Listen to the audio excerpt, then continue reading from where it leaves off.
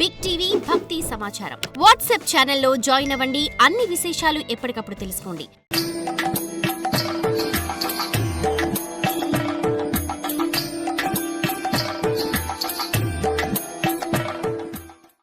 ఏడు జన్మల పాటు శ్రీహరికి దూరంగా ఉండలేం.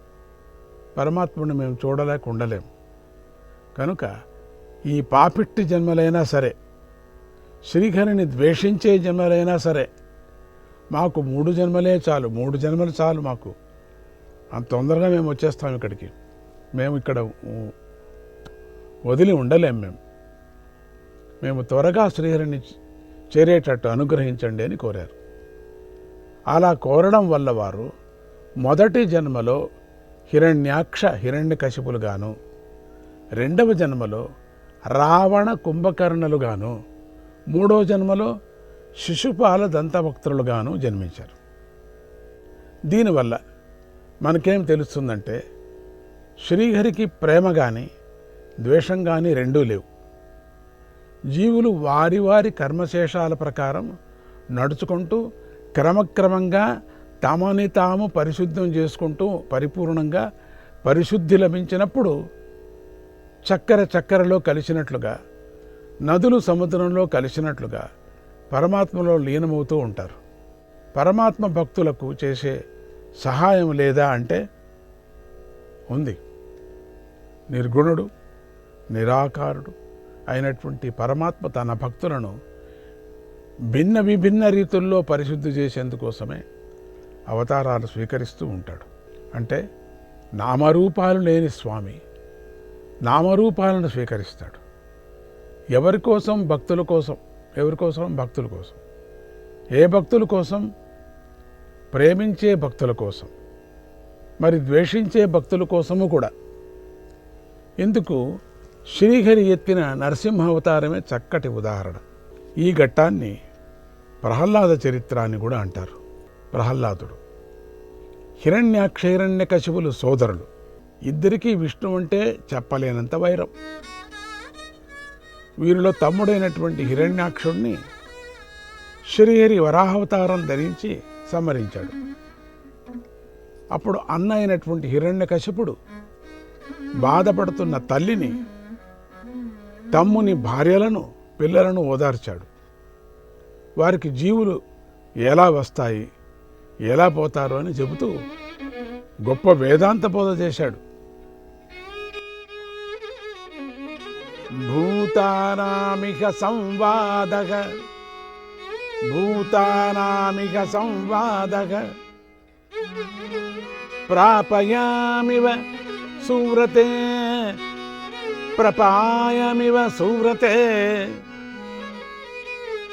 దైవేనైకత్ర నితానాం దైవేనైకత్ర నీతానాం ఉన్నీతానాం ఉన్నీతానాం స్వకర్మభిః ఉన్నీతానాం స్వకర్మభిః. వేదాంతం చెప్పాడు. అమ్మా, ఈ లోకంలో జీవుల కలయికలన్నీ కూడా చలివేంద్రలో కలుసుకోవటం వంటివే. వారంతా తమ కర్మల వల్ల దైవం చేత ఒక చోట చేర్చబడుతూ ఉంటారు అని ఈ సందర్భంలో యమప్రేత బంధు సంవాదం అనేటువంటి చిన్న కథను కూడా చెప్పాడు. అంటే చలివేంద్రలు ఉంటే పూర్వకాలంలో చలివేంద్రలు పెట్టేవారు. అట్లా అందరూ ఇట్లా వస్తూ ఉంటారు, పోతూ ఉంటారమ్మా, ఎందుకు ఊరికే ఏడుస్తావు? ఇంత వేదాంతం చెప్పి ఒక కథను కూడా చెప్పాడు. ఆ కథ ఏమిటంటే, పూర్వము సుయజ్ఞుడనే రాజు యుద్ధంలో మరణించగా అతని భార్యలు శవం మీద పడి ఏడుస్తూ ఉన్నారు. అప్పుడు యముడు బాలరూపంలో వచ్చి వారిని మందలిస్తూ తత్వబోధ చేస్తూ చిన్న కథ ఇలా చెప్పాడు. యముడు చెప్పిన కథ. ఒకప్పుడు ఒక పక్షి జంటలో ఆడపక్షి బోయవాడి వల్ల పడింది. అది చూసి మగపక్షి అక్కడే ఏడుస్తూ కూర్చుండిపోయింది. అది గమనించిన బోయవాడు దాన్ని బాణంతో కొట్టి చంపాడు.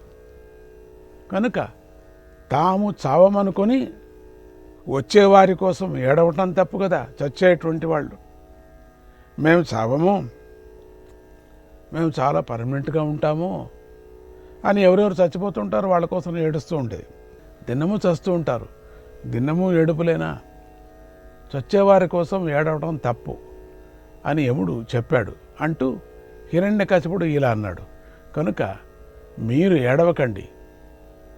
అసలు ఈ లోకంలో స్వంతవాడెవడు, పరాయవాడెవడు? ఈ తనపర భేదమంతా కేవలం భావన వల్ల కలిగిందే కదా అని అందరినీ ఓదార్చాడు. అదే బుద్ధి కొనవరకు ఉంటే బాగుండు. లేదు, హిరణ్యకశిపుడు ఈ వేదాంత బోధనైతే పెద్ద ఎత్తులో చేశాడు, కానీ తనకు మాత్రం అన్వయించుకోలేదు. తాను మాత్రం శ్రీహరి మీద పగబట్టి బ్రహ్మ గురించి ఘోర తపస్సు చేశాడు. బ్రహ్మ అంటే బోడా శంకరుడిలాగా బ్రహ్మ తథాస్తు అనటం పని అంతే. ఆ సమయానికి హిరణ్యకశిపుడి భార్య గర్భవతిగా ఉంది.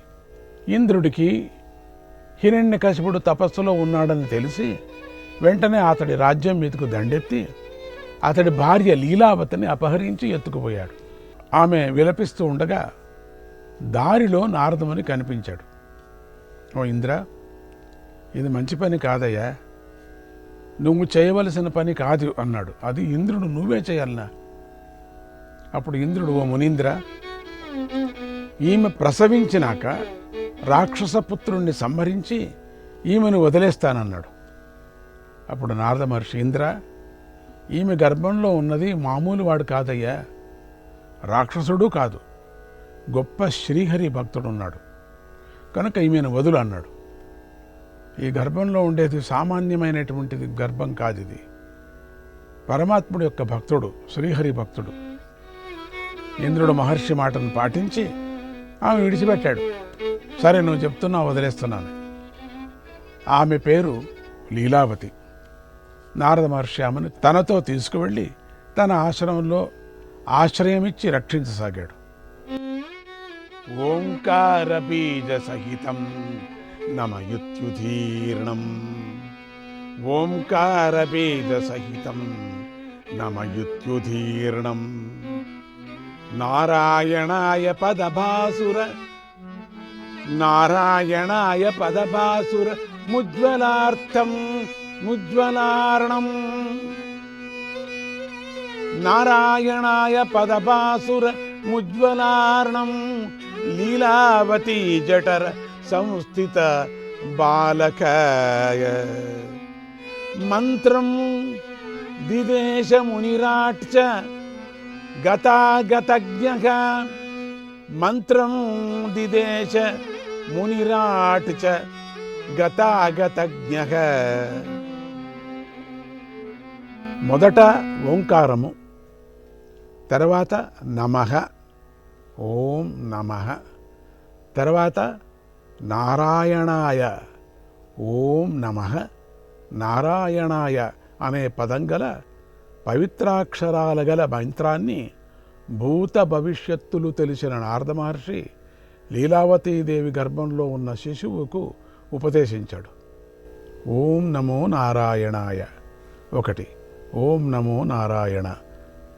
అప్పుడే ఆ మహర్షి గర్భస్థ శిశువుకు సకల ధర్మాలను ఉపదేశించాడు.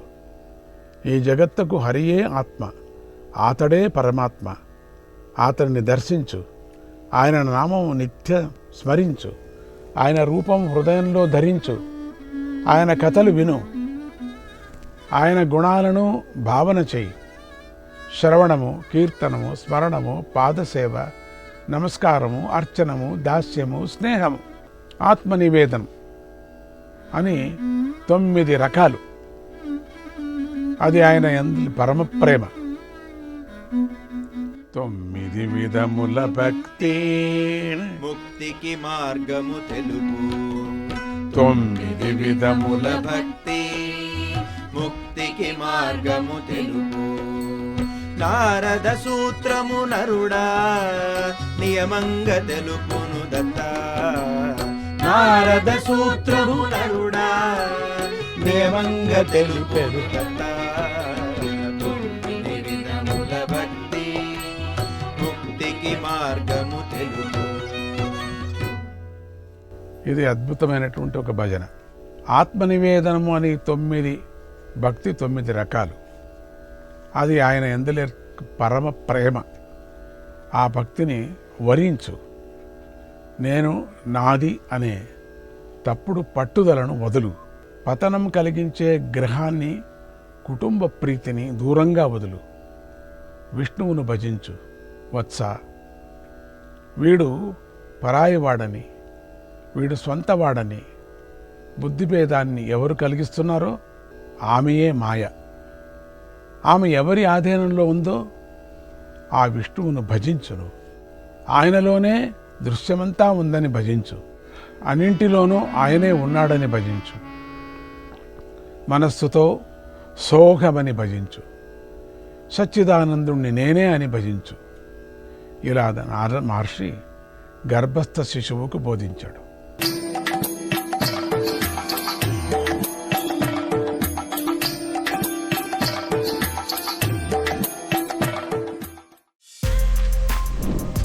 For more videos like this, subscribe Big TV channel.